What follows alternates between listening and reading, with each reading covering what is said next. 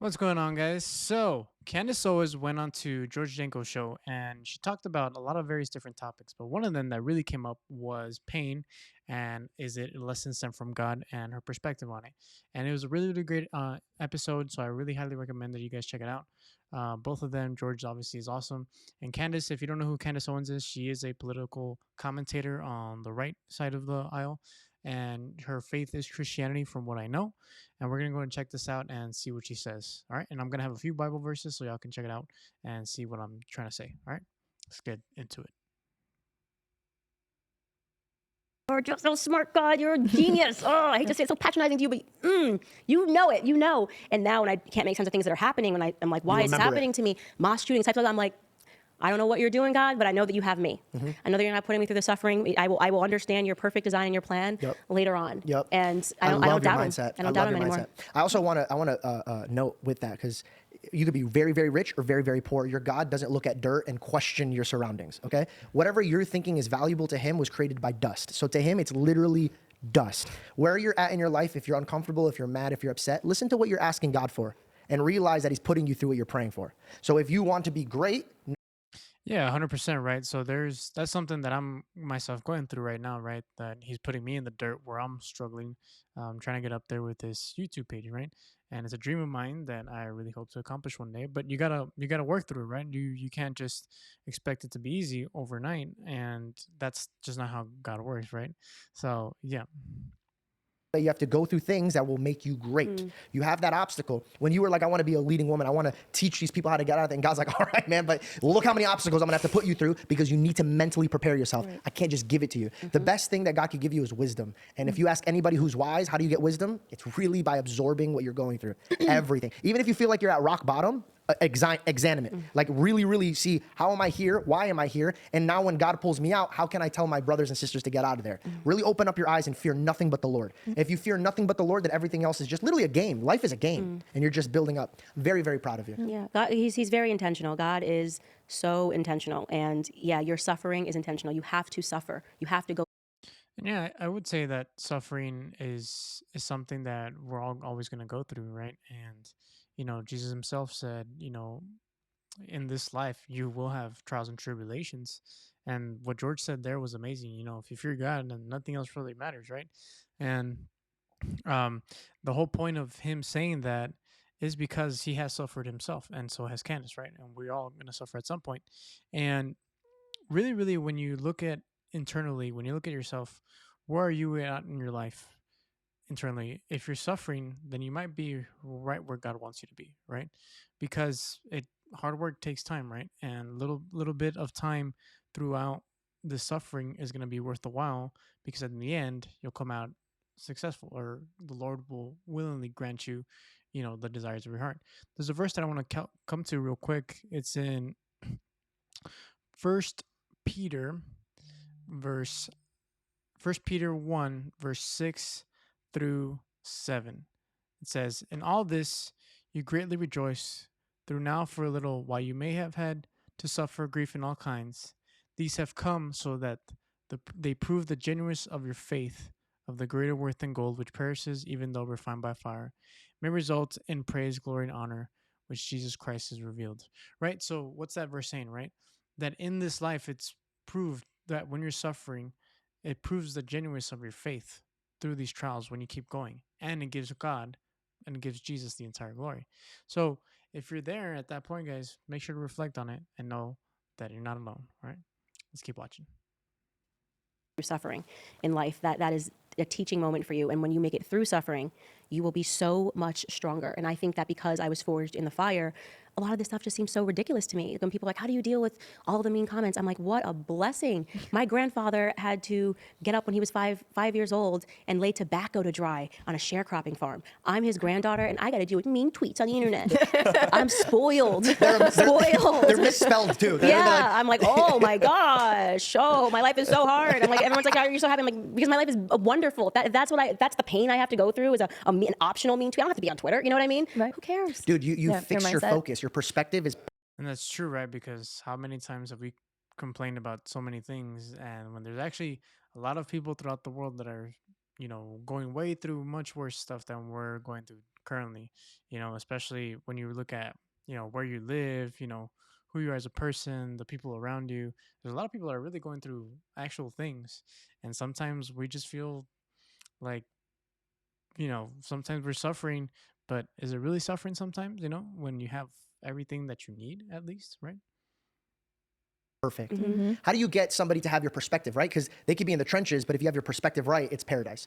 How would you, okay, perfect question. Your children are now being raised by their surrounding. You're older. What's your advice to is it a boy or girl, if you don't mind me asking? My children? Yeah, I have three, 2 boys and a girl. So is the new one a girl? Boy. A boy. Mm-hmm. Boy, girl, boy. Congratulations, by the Thank way. you. Congratulations. The boy is about to turn 18. The world is telling him it's wrong to be a man, but you're teaching him. If you had to tell that young man, this is what you need to gear yourself for the war of life, what would you gear him with? That's actually a question that I get often when I'm on college campuses, and I tell them exactly what I just said is, when people tell me they're going through something hard, I always ask them, what did your granddad do? What did your granddad do for a living? What did his father do for a living? And to hear them talk about, to realize what the time of men, because that's what it was. It was the time of men. Men had to be men. And someone will say, oh, he fought in World War II, whatever it is. And I just try to change their perspective, right? Your life is great. Your life is, my goodness, the technology, even You think your life sucks, but now the life that we get to live now with all this technology and, the resources, the access that we have to a bunch of stuff now, it's it's compared to, the greatest generation back in World War II, you know what I mean? Compared to the people that were fighting in Vietnam, even just, 30 years ago, it got better over time. And now we're a very spoiled generation. And some people don't even look at it that way, which to me is very, very interesting. Now, of course, there are flaws, right? I've heard it saying that, even though we're growing in technology, we're also growing less spiritually, which is also true, which people can say that's also true. But I mean, there is hope for us to eventually get back on that, back on that Jesus train, right?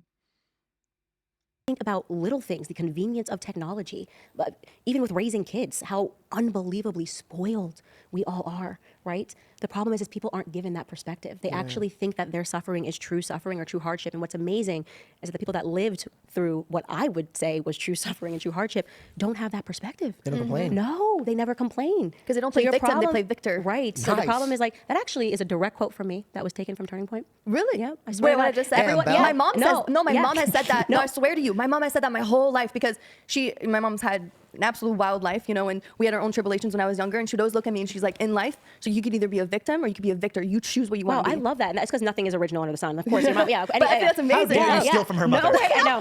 We're going to let her mom mint that. Yeah, but that is the right perspective to have. And it's like, actually, the best thing to teach them is like, you're just not a victim. You have it so easy compared to how this person had it. And that's why it's so important. And this is what the reason why the children of rich people tend to become Marxists and is because they want to rinse themselves of the guilt of their wealth. It's because they had no suffering. They don't know about how their parents made that wealth. They don't know about where it came from. It's too easy, right? They don't know that when you go back, somebody suffered for that. You know what I mean? Somebody was suffering to create that. And then unfortunately that person, whoever that person was, didn't do the right thing and raise you right and make you understand what they went through to achieve that success. And so it is incumbent upon parents that are successful to make sure that you raise your children with the right perspective. And even if you are a parent and you are not successful you think that, we're not making enough money. No, I actually find people with the best values come from homes where they don't have it all, right? Yep. Preach. Because Yep. their perspectives are better. You have to work for it. And I think most of the time when somebody tells you something, you're not ready to hear it. So you're not going to take in what the person is telling you. But when it comes back to you having to deal with the problems at hand, those are the tools that are building you up to be the woman that you are, the same way that you got built up to be the woman that you are. And so, they need those experiences, I truly, this is, from our perspective, right? Belle had a different upbringing that I had. She had more of a turbulence. Like a silver spoon is like degrading to what I had. Like I had everything. If I even pumped fake looked at something, I'd have it. Like I had everything my eyes ever had. My dad would literally spoil me to a degree where I tell her story. And honestly, guys, like there's so much like people downgrade just because you grew up, with a good home and a good family. And if you're that person, don't feel like you're being degraded or you're missed out on something. Thank God, if anything, that you grew up that way, right? Because it makes you the person that you are. Now, sometimes, it doesn't always end up being the best case scenario, right? Because sometimes they say that, being dirt poor or being, not being able to have access to everything, it might be better for you when you grow up because you become more appreciative and you become more grateful for things. But either way, if you're on the other side of it where you had everything, don't let people downgrade you or like to demean you because of stuff that you had, right? I mean, your parents did it, right? So who else would you blame? I start feeling guilty. I'm like, all right, man, like maybe I should like not talk about my life. Like, and like people think I'm exaggerating, but my life was unbelievable, right? But how did I become the mindset that I have? My mom and dad focused on two things. Most importantly, God. I ain't nothing without God. They're nothing without God. And then two, they changed my focus into never wanting, but being grateful.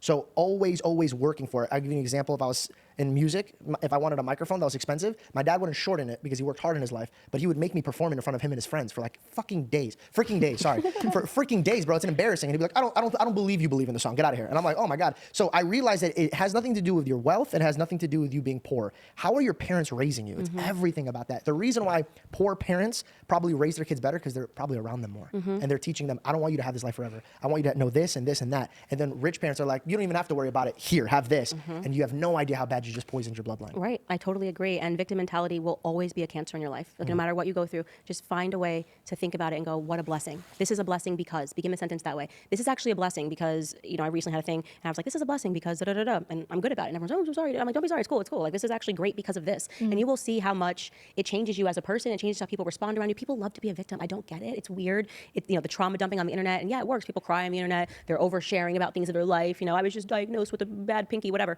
And then they're, oh, I'm so sorry. I'm so sorry. I'm so sorry. And I am so sorry for those people. I am so sorry. This is what you have to resort to for attention. I am so sorry that your life is so void, right? That you don't realize that you are tremendously blessed in every single way. And that the message that we should be sharing with people is that no matter what suffering you believe that you are going through, it is without a question a gift that has been hand-picked for you by God. Like, he is at the gift shop in heaven and he's like, let me get this gift. I know it's wrapped up in a curse. You're like, oh my God, how do you do this? But let me tell you something. It's a gift. Right. The first thing I ever said on Impulsive was, well, my mom taught me, and I'll re-say it right here. It says, my mom used to tell me, the devil is never powerful enough. The devil could never take what God has installed in you, but he could blind you from where it takes you. Oh. Every tool that he uses is a lie. That's it. It's just a lie. He can never touch you. He can never affect you, but he can get you to give up what God gave to you. And so if you have something in your heart, if you have a skill set, if you're an artist, if you're in any way, shape, or form, you feel you're built a certain way, give it to God and watch it just blossom. My final question for you before you get going, you have to go shoot and all your stuff is, All right. So that's pretty much essentially it comes to an end that pretty much comes to an end for the entire podcast. Now there's a small little snip after that, but that's pretty much it. And one of the things that I want to say is this is not to promote Candace's stuff and promote everything that she says, right? Because there's some stuff that I really disagree with, but like that's with everyone, right? But this isn't to promote all of her, right? Because I know a lot of people don't like her, take offense to her, whatever. I personally like her, but I mean, you know, it's not a promotion of everything they said, so don't take it that way, all right?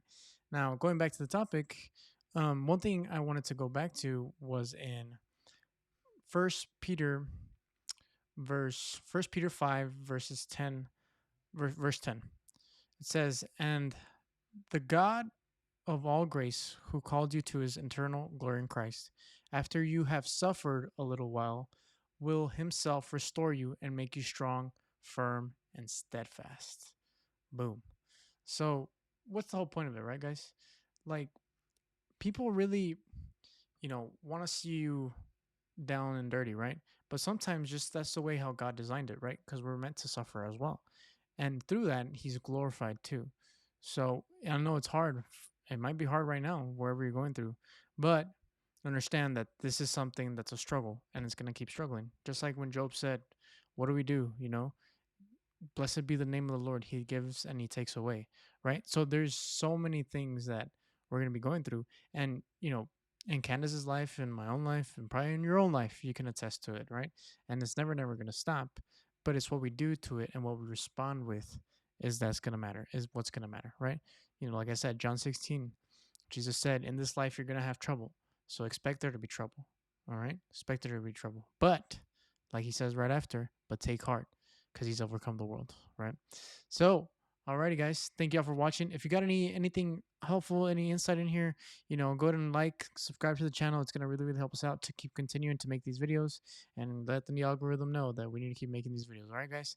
Thank y'all for tuning in, and I'll see you on the next one. All right.